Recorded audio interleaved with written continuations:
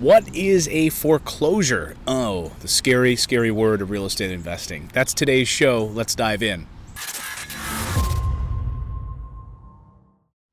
Hey everyone, I'm Clayton Morris, longtime real estate investor and founder of Morris Invest. I've rehabbed thousands of homes, and this is the show where we talk all about buy and hold real estate for the purposes of creating passive income and legacy wealth for you and your family. That's what this channel is all about. So please feel free to look around. We got tons of great content here and lots of great episodes from the past where we kind of deep dive a lot of these different strategies and tactics to help you as an investor. So today we're going to talk about what is a foreclosure? And of course, that term really became popular over the past few years, 2008, 2009, when so many people were going through foreclosure.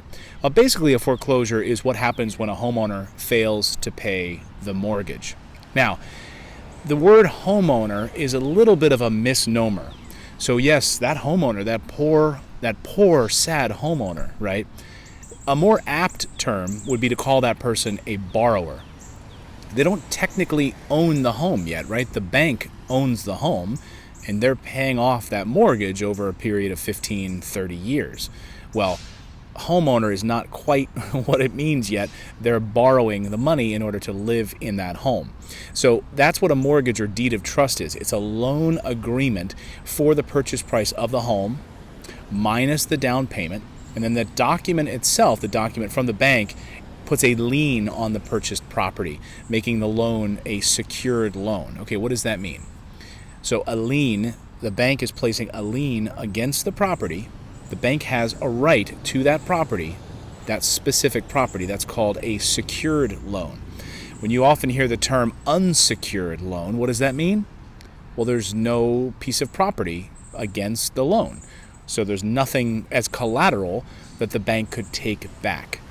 It's very rare. I mean, you'll find unsecured loans, of course, but a secured loan is your typical run-of-the-mill mortgage loan, and therefore that's what would be foreclosed upon when the bank then decides to take the property back for failure to pay them back. They have a right to that. It's the same thing with a car, right? Repossessed, repo man comes because you haven't paid. They have a loan, they have a lien against that car. They can come and grab that car from you if you haven't paid, and they'll take it back. So let's dive into when a lender loans you the money without any collateral, that unsecured loan, they're screwed. I mean, let's be honest. If they don't have a secured loan against a piece of property or a car or collateral, they're just kind of going against your goodwill and hoping that you're paying back. And it's very, very rare to find somebody that's going to, loan money against a property and not make sure that they're in the first lien holder position. What does it mean to be the first lien holder? Well, the bank who has that 30-year mortgage, they have the first lien on that property. So if you don't pay, they're the ones that have the right to that property. You may have a second lien on the property. That might be a home equity line of credit or some other refinance, vehicle against the property. They're in second lien holder position. So this bank has the first position. That means if they foreclose on it, they get the rights to that property. The second lien holder, no, they're basically screwed. So during the big economic collapse of 2007, 2008, those second lien holders, the ones that had the home equity lines of credit on people's properties, they were the banks that got most screwed out of this whole process. So what happens in a foreclosure? Let's dive into that a little bit. The specifics can vary, of course, according to state law, but let's break it down into 5 key stages that I've written down here. Number 1, missed payments. So missed payments are the big. It all starts when that homeowner, the borrower, fails to make those timely mortgage payments. Usually it's because they can't. They have some sort of a hardship. They're unemployment, divorce, death, or a medical challenge. Those are the main reasons why people stop paying their mortgage. If you think about it, the reason why, I'm not a big fan of buying raw land, for instance, as an investment vehicle.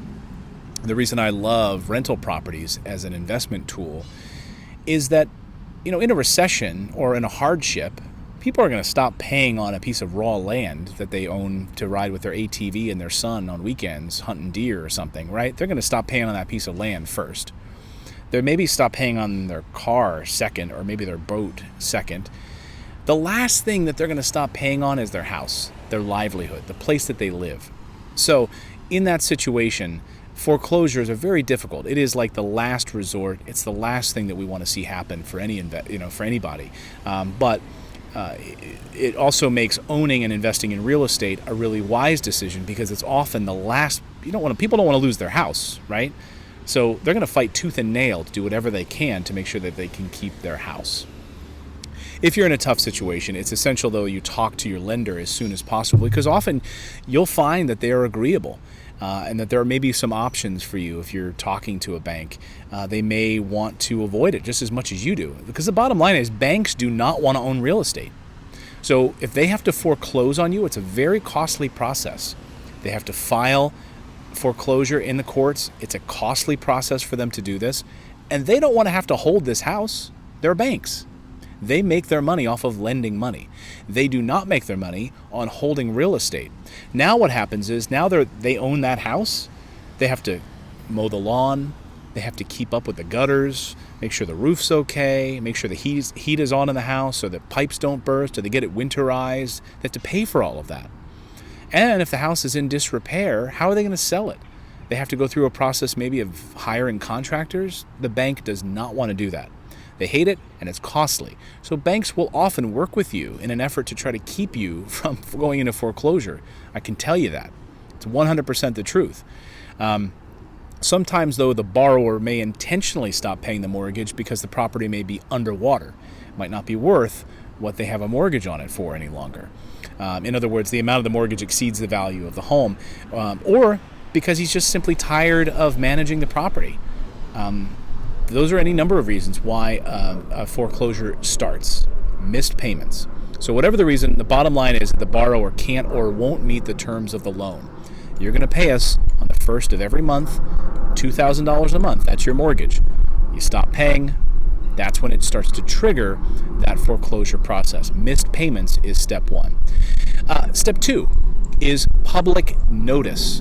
Now, after 3 to 6 months, and it varies based on the state, the lender records a public notice with the county recorder's office, indicating that you, the borrower, have now defaulted on this mortgage. They have to make this public. In some states, it's called the notice of default. In others, it's called a lis pendens, Lispendens, lis pendens, or that's Latin for suit pending. So again, notice of default or lis pendens, notice of suit pending. So they have to file that publicly. Now, people know about it out in the public now, right? It's public notice, and that's when people can you'll start getting letters in the mail from people who want to try to come in and swoop in and maybe save you. You're going to start noticing that because now it's public record. So after 3 to 6 months, that's when this goes public, depending on state law, and they may even be required under the state law to put this on your front door. So you'll notice back in the foreclosure era, there were a lot of yellow stickers on people's doors. They have to make the borrowers aware that, hey, you haven't been making your payment. But they have to do this under state law, just in case something's gotten lost in the mail, which is rare, right? Oh, I didn't pay my mortgage for 6 months because I just never got anything in the mail. I didn't realize it. Right, it's total garbage, but they have to do this, and that's part of the bureaucracy of it. And again, this is why banks don't want to have to do this. It takes too long, and it's costly. They have to send someone out to the house, put stickers on there, file it with the county recorder's office. It is a pain in their butt.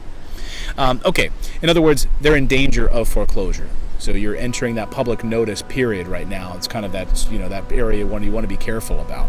Number 3 is the stage of pre-foreclosure. So after receiving that notice of default from the lender, the borrower enters that grace period known as the pre-foreclosure time. And the bells are ringing here next to me here as I'm recording this. And that is because that pre-foreclosure that's a problem. Once you hit that pre-foreclosure, step 3, then stuff's starting to hit the fan a little bit. And during this time, anywhere from 30 to 120 days, depending on local regulations, the borrower can work out an arrangement with the lender to start the short sale process, which you may go back to the lender and say, look, I can't keep this house. I just can't do it. And look, I've gone through this process. I mean, I had to go through a foreclosure in Florida years ago. It was very difficult, and I was working with the bank on a short sale, and it was difficult. So you may work out an arrangement with the bank to say, hey, look, I have a mortgage on this property for $300,000, but it's only worth $250 now. So I'm paying more than this house is worth. Can we work out a short sale where we'll sell it for less than what I owe you? And the bank is amenable to this. Why is the bank amenable to this? Because they'd rather maybe recoup some of their investment than lose all of it, right? So they'd rather maybe recoup $250,000 than lose $300,000. And therefore that difference of $50,000 is a write-off for them. That's what so many banks will do, is they'll write down that capital loss.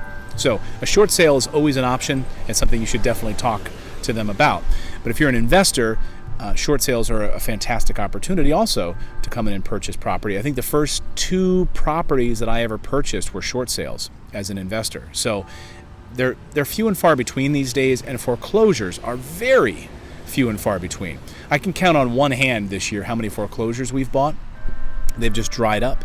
It's very difficult for homeowners to buy properties any longer, and it's also because basically the time has elapsed now for a lot of these different banks have gotten past that period now, so they're just not carrying foreclosures on their books anymore, which is great news. We've really turned a corner. So when people say we're in the middle of a bubble, I say, where's this bubble you're talking about? Is it in San Francisco maybe? I don't know. Is it New York City? I don't know. It's certainly not where I invest, I'll tell you that much. So if the borrower pays off this default though during this phase, during this pre-foreclosure phase, so if they pay it off, if they get back up into good standing, then the foreclosure ends. And then the borrower avoids eviction and a sale of the property. But if that default is not paid off, then the foreclosure continues. So in that window of 60 days, there may be an opportunity for you to pay this thing off and get back in good standing. And then the foreclosure process goes away. And it's difficult for a bank because sometimes, and they're going to have to pay interest on it too. So you haven't paid for 6 months. You have to pay everything you owe plus all the interest as well. To go back and pay all of that as well. So not only you have to go back and pay what you owe, you have to pay the interest on it as well. But that resets the clock. And now you're back in good standing. And you could start the whole process over again if you had to, as a foreclosure process. Number 4 is if the default is not remedied by the prescribed deadline, then we go to auction. So step 4 is the auction. Dun, dun, dun. And basically the lender or its representative, the bank's representative, will set a date for the home to be sold at sheriff's sale or a foreclosure auction. And the notice of trustee sale, it's recorded at the county recorder's office, and they'll have to deliver notifications to people all around the neighborhood, public notice. And they have to put it in the newspaper. They have to, sometimes they put it on the radio. They have to do all of those things. Auctions can be held on the county courthouse steps. I've bought tons of properties at auction over the years, or a convention center or some public place. In many states, the borrower has the right of redemption. So if you are the foreclosee, you own the home, and you're scrapping to get all your money together, you have the right to go to that auction as the right of redemption and say, look, I got all my money together. Take this property off auction. I'm here. I'm buying it back. I'm all good. We're all good. So at auction, the home is sold to the highest bidder for a cash payment. But because the pool of buyers there who can afford to pay cash on the spot for a house is limited, many lenders make an agreement with the borrower called a deed in lieu of foreclosure to take the property back, or the bank buys it back at the auction. So you may be able to get have an opportunity to work with the bank even up until the point of the auction, which is great. And step 5 is the post-foreclosure. Step 5, post-foreclosure process. So if a third party does not purchase the property at the foreclosure auction, then the lender takes ownership of it. Again, the bank does not want to be in the ownership of property. Then it's known as an REO. If you've heard of REO properties, that's what this is. The bank is now the real estate owned. REO means real estate owned by the bank. And it kind of enters this weird sort of black hole. It's a pain in the butt dealing with REOs, dealing with banks.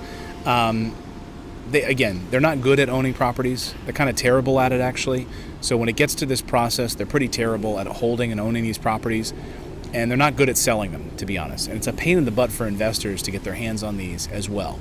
So bank-owned properties are sold in one of two ways. Most often they're listed by a local real estate agent who is an REO agent. So specifically, there may be a few REO agents in your area who get these properties. So if you're interested in trying to buy one of those, reach out to a local REO agent and make that connection. They do not like to be fooled around with, though. Typically, they have their investors they work with, and they don't like tire kickers. So if you are just kind of kicking tires and thinking about buying these properties from these real estate agents at a discounted price, they don't like to fool around. They know who their investors are, and their investors bring cash to the table, and they do not fool around, and they have to close very quickly. So they're listed by a local real estate agent on the open market, or you can have, like Zillow and other places will list bank-owned properties on their websites as well. So bank-owned auction properties you can have at the liquidation auction. They're often held in auction houses or convention centers. So you can go to like auction.com, or Zillow will have some of these REO properties as well listed there. Usually they have to be funneled though through an REO agent who's listing that property. So a couple of ways to deal with the post-foreclosure process, but there it is in a nutshell. That's how a foreclosure works. It can be a little scary, but it's also a great way to pick up properties if you come across foreclosures and they're available. You want to do your due diligence on it, because chances are it's been sitting there for a long time. It's going to need a lot of repair. It might not have been winterized properly, pipes burst. You can have a lot of issues with foreclosed properties, but they are few and far between these days, which is also good news for the health of the housing economy. I'm Clayton Morris. If you have any questions about this, I'd love to hear your comments, thoughts, concerns, questions about real estate investing. And if you're ready to book a call with our team, that's what we do all day long. We help investors get rental properties. We take care of it soup to nuts. And you're ready to check it out, please come on over to our website and see what we have to offer. Book a call with our team, and we do it all for you, soup to nuts. We find the property, we rehab the property, we sell you the property, we place a great tenant in the property, and you don't have to do anything. So check us out. Come on over to morrisinvest.com, and we'd be happy to help you jump on the phone and talk with you. Until next time, everyone, now go out there, take action, become a real estate investor. We'll see you next time on the Investing in Real Estate show. Bye, everyone.